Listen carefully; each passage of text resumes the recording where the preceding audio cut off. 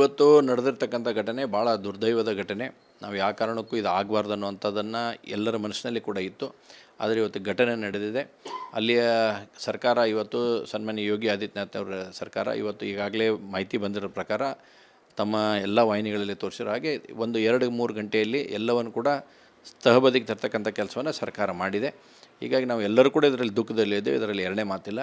ಆದರೆ ಮೊನ್ನೆ ನಾನು 19 ಮತ್ತು 20ನೇ ತಾರೀಕಿಗೆ ಪ್ರಯಾಗ್ರಾಜ್ಗೆ ಹೋದಂಥ ಮಹಾಕುಂಭಮೇಳದಲ್ಲಿ ಭಾಗವಹಿಸಿದಾಗ ಅಲ್ಲಿ ವ್ಯವಸ್ಥೆಗಳನ್ನು ನೋಡಿದಾಗ ಆಶ್ಚರ್ಯಚಕಿತ ರೀತಿ ಆಗುವಂಥ ರೀತಿಯಲ್ಲಿ ವ್ಯವಸ್ಥೆಗಳನ್ನು ಅಲ್ಲಿ ಸರ್ಕಾರ ಮಾಡಿದೆ.